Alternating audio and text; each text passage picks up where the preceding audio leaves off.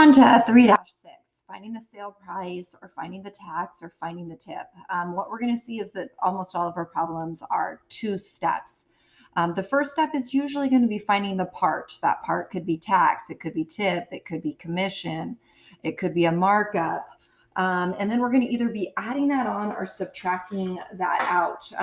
We don't really want to memorize what to do, we just want to really think about it.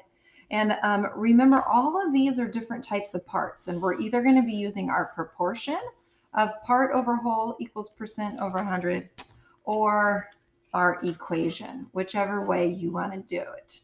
Part is equal to a percent of a whole. Don't forget, on this method, you have to change this into a decimal. They're the same thing, just rearranged. Okay. Here's an example done for you. I'm going to be doing the two-step method, but really there's a shortcut method that I explain right here. It's a little bit confusing at first, but if you can get the hang of it, it's faster. When you're trying to find the price of an item with tax where it goes up, instead of multiplying by 800ths, you could multiply by 108 hundredths, which gets you the answer faster. This year, because of COVID, I'm not going to go over the shortcut method, but it's down there for you and your parents. If they help you, might talk to you about it. Here's an example done for you for tax. Let's go ahead and look at this one. This is looking for a markup. A markup is profit that a store makes when they sell something. They have to mark stuff up, otherwise they would go out of business. So they're buying a CD set for $20 and then they're marking it up 40% to make profit. And then they're going to sell it for the price of the item plus their markup. So doing the proportion, I will quickly talk to you about the equation as well. My setup, of course, would look like this. And then the percent would go here because its percents are out of 100. And then this is the price of the item, and a markup is a special type of a whole. Okay, so markup amount. It's a special part. Most of the time our X is going to go up here today. Not always, but most of the time. You can solve that using your favorite method. You could do Schwoopy here of dividing by 5, divide by 5, divide by 5. I'm going to go ahead and cross multiply and divide. So 20 times 40 is 800,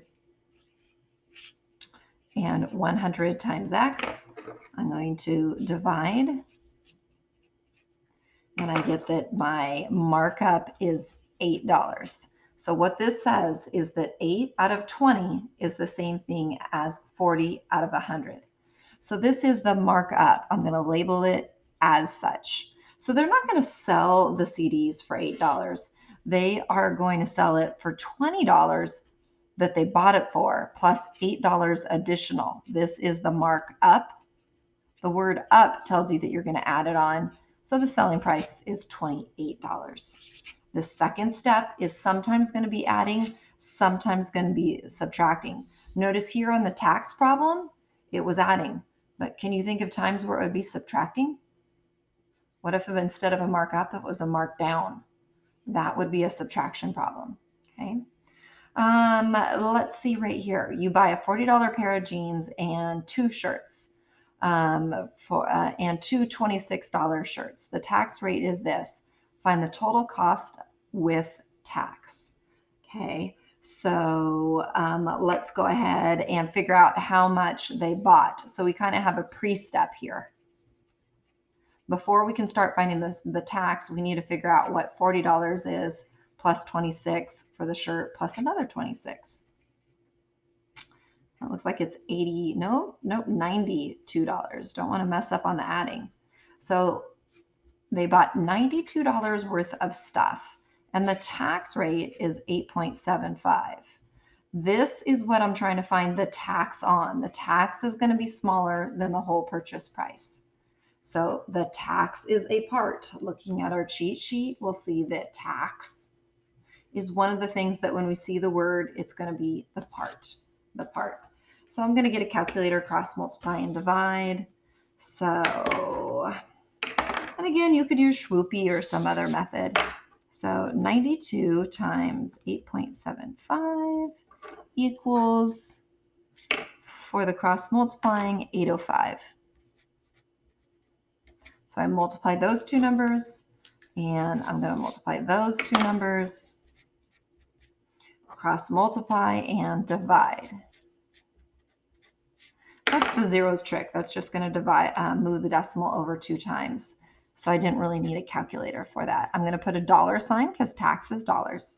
So let me see if my answer makes sense. I would spend $8.05 on tax on $92.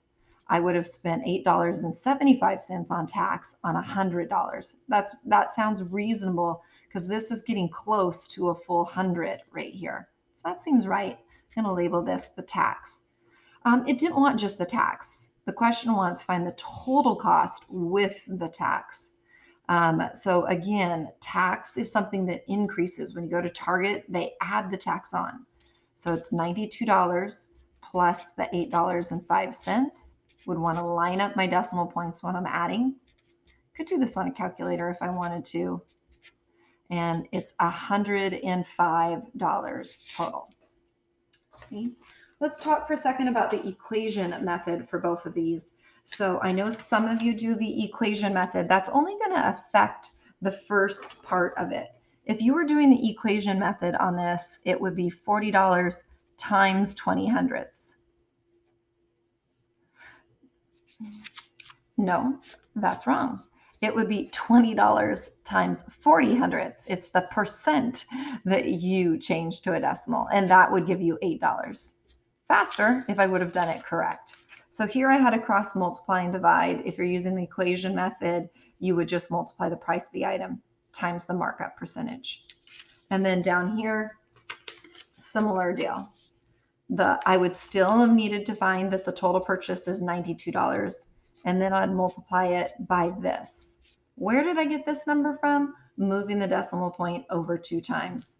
When you multiply that on the calculator, you would have get $8.05 faster than cross multiplying.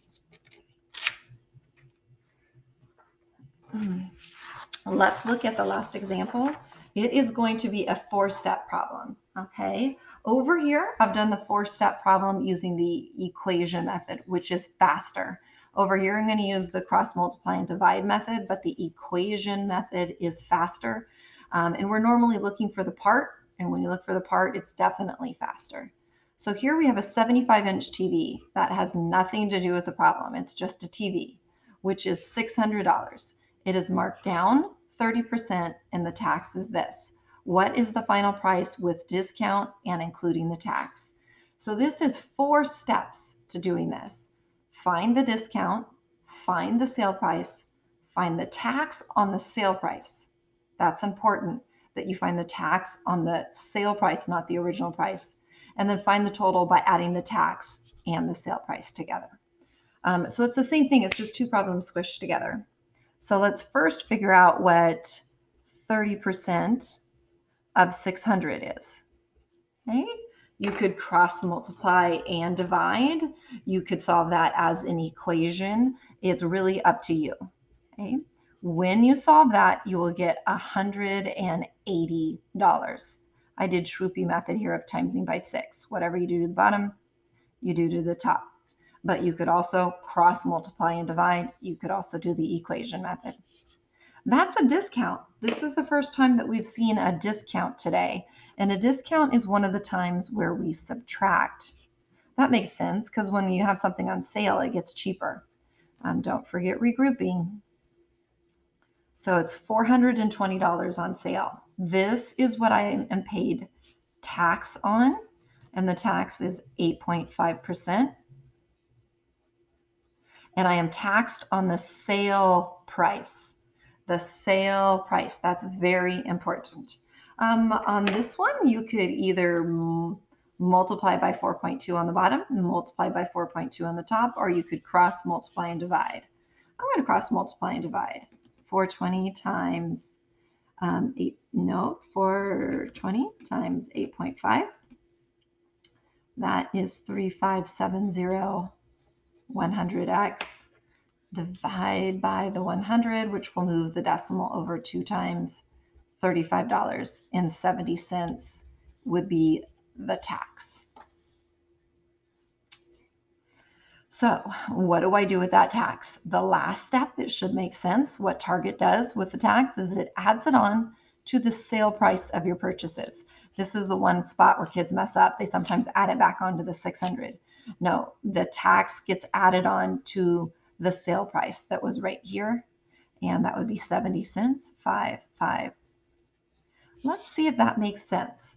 $600, it was 30% off, so it went down to 420, and then it went up with the tax. So the discount was a subtraction problem, the tax was an addition problem. Over here is a very similar example using the equation method. The equation method is quite a bit faster, so maybe experiment and try using that today.